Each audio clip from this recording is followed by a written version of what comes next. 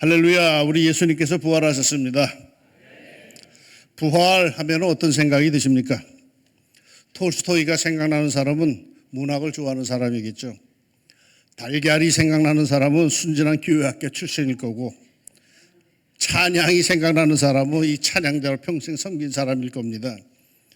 야, 피곤한 특세가 끝나가는구나 하는 사람은 평상시 새벽기도 안 하던 사람일 겁니다. 이제 마음대로 꼭 구경 가도 되겠구나 싶은 사람은 그래도 절제된 경건의 훈련을 한 사람일 겁니다. 부활하면은 생명의 권세, 희열이 뿌듯하게 차오르는 사람은 부활의 의미를 제대로 아는 저 청계천 비유단교 옆에 어느 교회 교인, 할렐루야. 어떤 사람이 그러더라고요. 우리 예수님이 못 해보신 게 하나가 있다고요. 장례식 주례는 못 해보셨대요. 나사로 장례를 치르러 가셨다가 그만 나사로를 살리셨기에 장례식 주례를 못 해보셨답니다. 그랬더니 어떤 사람이 또 그러더라고요. 예수님이 가서는 안 될 곳이 딱 한 곳 있다고요. 공동묘지랍니다. 예수님께서 공동묘지에 찾아가시면 모든 이가 다 살아날 수 있기에 결코 예수님은 공동묘지 곁길이라도 가시면 안 된답니다. 우스개죠. 그만큼 우리 주님은 생명의 주님이시여 죽음의 권세를 이기시고 부활하셨음을 표현하는 이야기인 줄로 믿습니다. 우리 기독교의 신앙을 돌아보면은 그 참혹한 핍박과 신앙적 박해 속에 태연히 죽을 수 있었던 그 많은 그리스도인들은 바로 이 부활 신앙에 자기의 삶의 뿌리, 소망을 두었기 때문입니다. 그런데 그들이 바보라서 검증도 안 된 꾸며진 이야기를 듣고 자기의 생명을 과연 던졌을까요? 천만의 말씀이겠죠. 부활하시어 살아계신 우리 예수님을 만났고 체험했기에 그러했을 겁니다. 정말 바라기는 여러분도 살아계신 우리 예수님을 꼭 경험하기를 주의 이름으로 축원합니다. 대제사장과 바리새인들 이들은 예수님을 얼마나 미워했는지 모릅니다. 민심이 예수님께 자꾸 쏠려가자 불안합니다. 그래서 마침내 불의를 행하여서 빌라도와 함께 예수님을 십자가에 죽였습니다. 그날 밤 모처럼 이들은 두 다리 쭉 뻗고 자려니 싶었는데 퍼뜩 떠오르는 게 있었습니다. 그래서 다시 빌라도를 찾아갑니다. 그리고 요청합니다. 주여, 저 속이던 자가 살아있을 때 말하되 내가 사흘 후에 다시 살아나리라 한 것을 우리가 기억하노니 그러므로 명령하여 그 무덤을 사흘까지 굳게 지키게 하소서. 그의 제자들이 와서 시체를 도둑질하여 가고 백성에게 말하되 그가 죽은 자 가운데서 살아났다 하면 후의 속임이 전보다 더 클까 하나이다. 아주 집요한 사람들이죠. 만약을 대비하여서 예수님의 무덤까지 지키라고 하는 겁니다. 그런데 우리는 여기서 아주 분명한 사실을 보너스로 알게 됩니다. 예수님께서 생전에 당신이 부활하실 것을 이미 공교환하게 말씀하셨다는 겁니다. 여러분, 부활은 갑자기 생긴 거 아닙니다. 주님께서 이미 생전에 선포하신 겁니다. 그것도 대적자들까지도 기억할 정도로 분명하게 말씀하셨다는 거죠. 이에 빌라도는 그들 스스로 굳게 지키라고 하며 경비병을 내어줍니다. 이 경비병은 로마 군대 조직에 의하면 4명의 군사로 조직이 됩니다. 그러니까 4명의 로마 군인으로 예수님의 무덤을 굳게 지키게 하였습니다. 특별히 임봉하고 지키게 하였는데 구체적으로 당시의 관리를 살펴보면 이러합니다. 무덤 입구를 큰 돌로 막고 그 돌을 밧줄로 굴 입구에 묶어놓고 밧줄의 중앙 및 양끝을 초 또는 흙으로 봉하여서 그 커다란 돌이 움직이지 못하게 했습니다. 그리고 그 앞에 4명의 군인이 지키는 거죠. 어느 누구도 함부로 접근할 수도 없었고 총독의 허락 없이 임봉을 뜯을 수도 없었습니다. 누군가가 거기에 손을 댔다면 금방 표가 날 수밖에 없는 그러한 상황이었습니다. 예수를 죽이고 그 예수가 혹시나 살아나올지 모른다 싶어서 아니 누군가가 그 시체를 훔쳐가서 예수가 살아났다고 거짓말을 퍼뜨릴지 모른다고 해서 자기들이 할 수 있는 모든 권력과 방법을 다 동원하여서 그 무덤문을 굳게 닫고 지켰던 겁니다. 예수님의 부활을 막기 위해서 인간이 할 수 있는 방법은 다 한 셈이죠. 그런데도 우리 예수님은 살아나셨습니다. 그토록 굳게 닫혔던 무덤문이 한순간에 아무런 저항도 없이 무력하게 활짝 열리고 말았습니다. 밖에서 연 게 아닙니다. 안에서 생명의 힘이 무덤 문을 열어 제친 겁니다. 부활, 그건 하나님의 역사입니다. 하나님의 힘입니다. 하나님의 생명입니다. 밀려오는 생명의 역사, 그 생기의 행진을 죽음이, 사망이 감당하지 못한 거죠. 마치 겨우내 죽었다고 여겼던 메마른 가지들의 봄이 되자 생명의 물길이 봇물 터지듯이 쫙 올라와서 그 새파란 생명의 빛을 띠며 나무마다 다 살아나듯이 말입니다. 아무리 절망적인 상황이라 할지라도 거기에 하나님의 의지가 있다면 그 절망은 희망으로 바뀌는 줄로 믿습니다. 아무리 끝났다고 정쳤다고 할지라도 그곳에 하나님에 대한 절대적인 믿음과 소망이 있을 때 우리는 말이죠, 눈물겨운 새로운 축복이 있는 줄로 믿습니다. 어느 집사님이 어깨가 몹시 결려서 한의원을 찾아가 침을 맞았습니다. 며칠 침을 맞으니까 좀 괜찮은 것 같아서 계속 일을 하는데 다시 너무너무 큰 고통이 어깨에 찾아듭니다. 이분이 택배 일을 하는 분인데 얼마나 아픈지 아무래도 안 되겠다 싶어서 일을 중단하고 가까운 병원을 찾아갔더니 병원에서 빨리 큰 병원으로 가보라는 겁니다. 놀란 마음에 근처의 대학병원 응급실로 들어갔는데 진단 결과 위암이었습니다. 그것도 급성이라서 다음날 바로 수술을 받았는데 열어보니까 너무 늦어서 한 주일을 넘기기 힘들다는 진단이 나왔습니다. 날벼락이죠. 위암 환자들만 모여있는 병실에 누워 생각을 해보니까 기가 막혔어요. 더군다나 이제 앞으로 일주일밖에 못 산다는데 해놓은 일이 너무나 없었어. 그래서 하나님께 기도합니다. 하나님, 제가 하나님 앞에 해놓은 일이 너무 없습니다. 이제 한 주일만 있으면 죽는다는데 골고다의 한편 강도처럼 저는 부끄러운 구원받기는 싫습니다. 제발 조금이라도 제 생명을 연장시켜 주세요. 그러고 나서 무엇을 할까 생각해 보니 하나님이 살려주실 것을 믿고 운동을 해야겠다는 생각이 들었습니다. 그래서 다음 날부터 링거 주사액을 꽂은 그 스탠드를 밀며 운동을 시작했습니다. 세상에 어제 수술을 받은 환자가 운동을 하니까 사람들이 깜짝 놀랐습니다. 너무 이르다고 의사가 말리기까지 합니다. 그러나 이 집사님은 이판사판이라는 심정과 하나님이 회복시켜 주실 걸 믿고 운동을 했습니다. 그러고 나서 열흘 만에 퇴원을 합니다. 열흘 만에 퇴원을 해서 집에 돌아가다가 먼저 교회에 들려서 주님께 기도 드리고 가야겠다라는 감동이 크게 들더랍니다. 그래서 교회에 갔더니 그날따라 교회 벽이 너무너무 지저분하게 느껴졌습니다. 그래서 다음 날부터 페인트를 사다가 자신이 그 교회당 페인트 칠을 다 해버렸습니다. 주님, 하나님의 집 벽에 페인트 칠합니다. 주님은 제 삶의 벽에 생명으로 페인트 칠해 주옵소서. 그 병실에 8명의 암 환자가 있었는데 10여 년이 지난 지금 다 세상을 떠나고 자기만 살아남았다고 합니다. 모든 환자가 자신보다 더 경증이었는데 가장 중증이었던 자기만 산 것은 하나님이 살려주신 것이라고 늘 감사하면서 지금도 열심히 봉사하며 택배 일을 하고 계신답니다. 몇 해 전에 자료집에서 읽은 어느 교회 집사님의 간증 내용입니다. 절망입니까? 하나님께서 그래 라고 동의하시기 전까지는 절망하지 맙시다. 문이 닫혔다고요. 예수님은 문이 닫힌 정도가 아니라 임봉하고 군인들까지 지킵니다. 그러나 그게 대수입니까?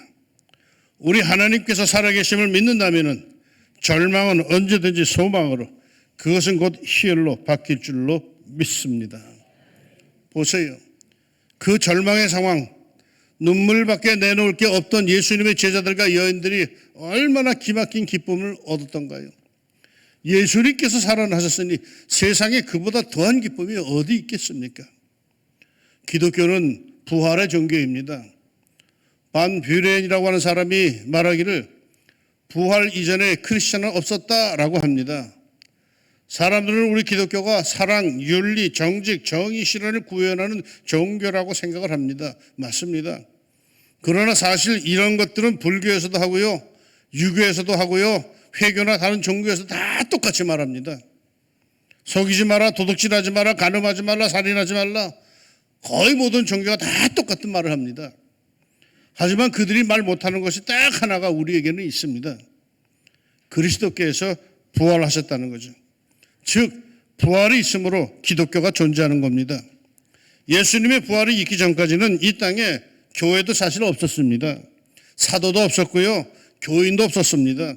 사명도 없었고요.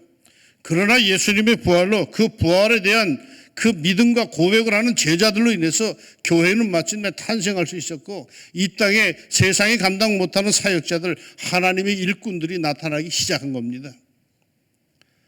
앞에서 예수님이 못해보신 것이 장례식 주례라고 했는데, 미국의 유명한 부흥사 무디 목사가 목회 초기에 교인 장례가 나서 장례 설교를 하기 위해서 예수님께서는 어떤 장례식 설교를 하셨는지 성경을 찾아보았답니다. 그랬더니 아무리 성경을 뒤지겨 보아도 장례 설교가 없더랍니다. 왜냐하면 예수님은 어느 초상집에 가셨든지 장례 설교를 하신 것이 아니라 그 죽은 자를 살리셨기 때문입니다. 회당장 야일의 어린 딸 장례에 가서 달리다 쿰 소녀야 일어나라 하시면서 살려내셨고, 슬피 우는 나인성 과부의 아들 장례에서는 상여를 멈추게 하시고는 청년아 일어나라 하셔서 그 죽은 청년을 살려내셨고, 나사로도 죽은 지 사흘이 지나서 썩은 내가 나는데도 그 무덤문을 열게 하시고는 나사로야 나오너라 하시면서 살려내십니다. 그러니 예수님은 장례 설교를 하신 적이 없으십니다. 뭘 뜻하는 걸까요? 예수님에게는 죽음이 없습니다. 생명입니다. 예수님께 붙기만 하면은, 그분께 순종만 하면은, 믿기만 하면은 하나님의 영광, 영원한 생명의 은총을 누릴 수가 있습니다. 그러게 예수님을 만나면 힘을 얻지요. 예수님을 만나면 삶의 의욕을 얻습니다. 죽었다고 여기던 모든 것들이 다시 살아납니다. 부활 생명의 빛이 어둠을 몰아냅니다. 살아계신 예수님을 만난 사람들은 눈빛이 달라집니다. 삶의 태도가 다릅니다. 사랑하는 성도 여러분, 우리 부활신앙을 갖고 삽시다. 기독교인의 특징 한마디로 표현하면 이 부활신앙이죠. 이 부활신앙이 없다면 그에게 기독교 신앙의 힘은 없어요. 이 세상에서 결코 끝까지 절망하지 않고 소망을 갖는 사람들, 그들이 그리스도인이에요. 제가 대학 시절 철학을 공부했는데 그때 철학과 교수님 한 분과 대화를 할 기회가 있었습니다. 그분이 교회 다니는 것을 알았기에 얘기저기 하다가 한번 여쭈었어요. 교수님, 부활을 믿으세요? 그러자 그분이 그러시더라고요.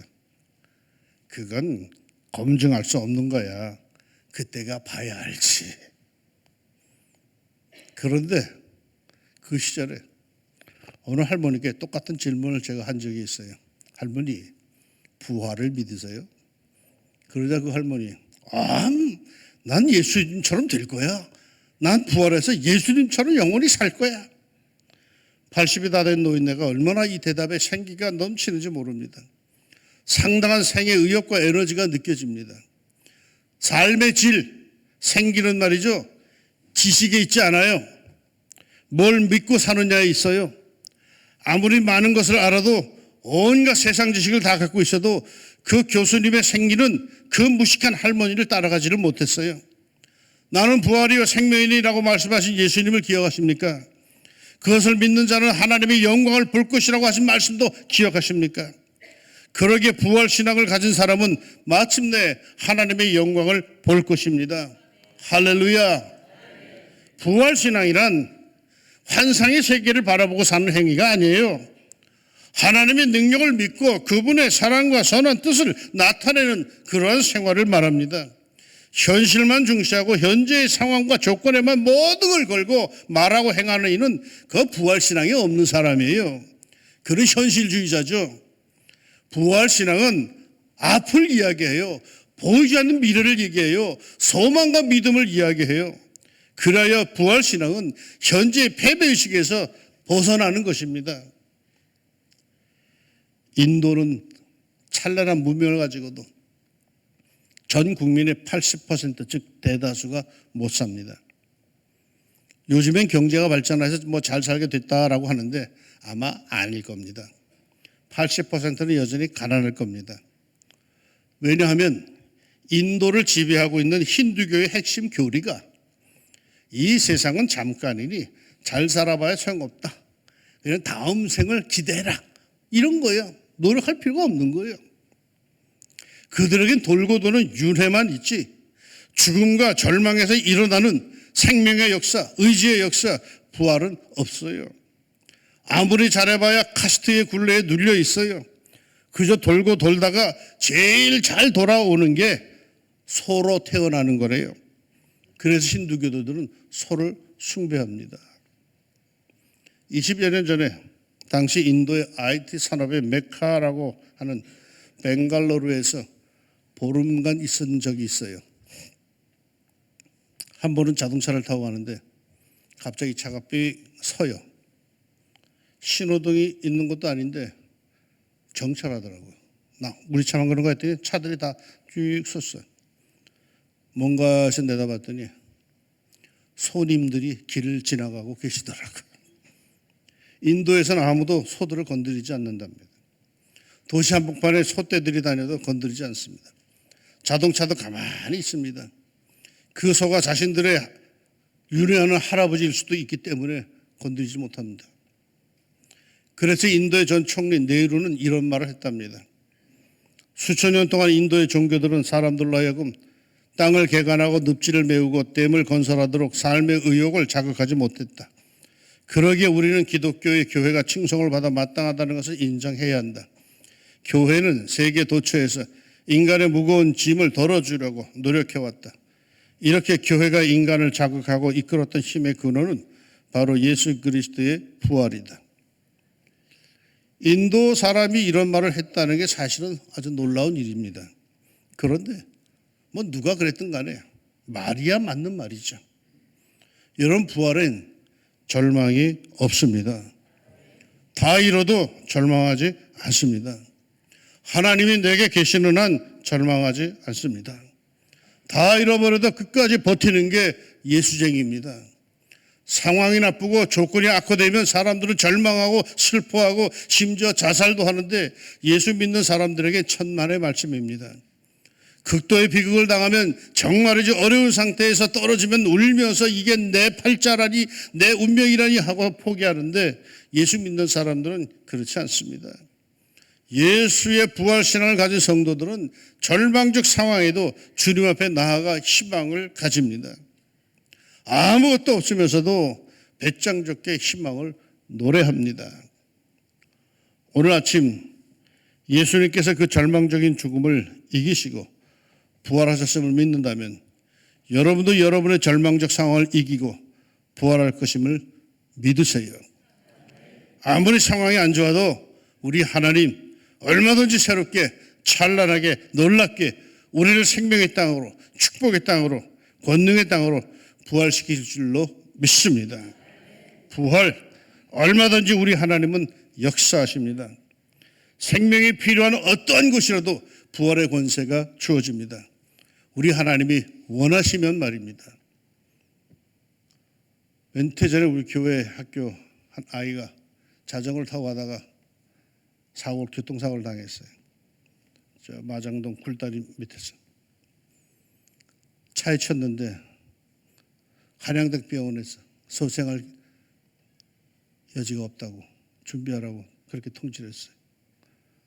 그 아이의 환경을 제가 너무 잘 알기 때문에 너무 기가 막혔어요. 그 아이가 얼마나 교회를 잘 나왔는데, 부모들은 교회 안 나와도 그 아이는 얼마나 교회를 잘 나왔는데,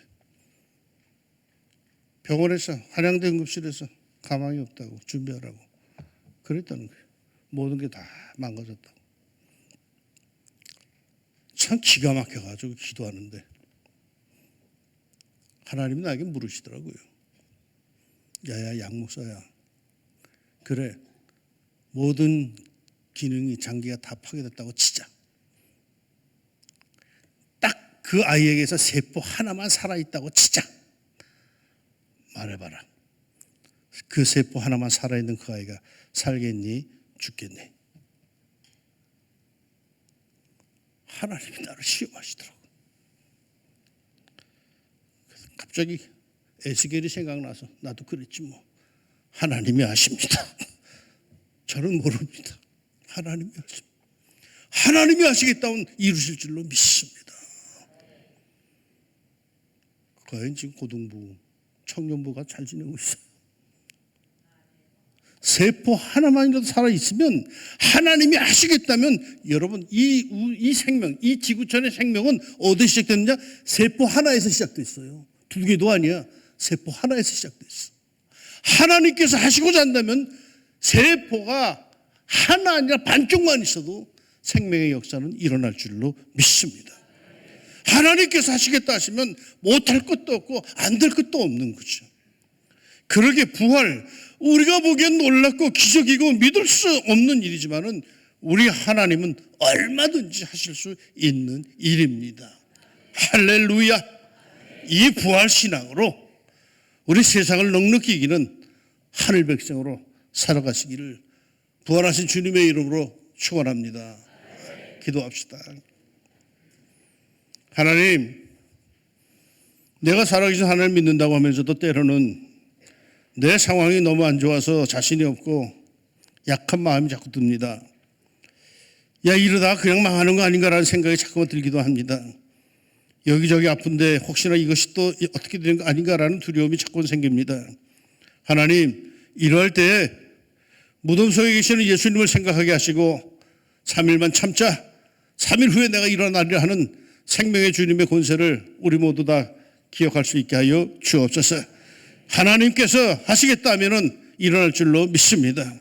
물론 하나님께서 아니야 넌 그냥 와라 하면 할 수 없겠지만, 그러나 하나님께서 나를 이렇게 세우신다면은 나는 일어날 것이다라고 하는 믿음 갖고 참된 부활 신앙으로 일어설 수 있는 우리 사랑하는 왕중 가족이 되게 하여 주옵소서. 하나님의 권세가 함께 하시리로 믿습니다. 도와 주옵소서. 예수님의 이름으로 기도합니다. 아멘.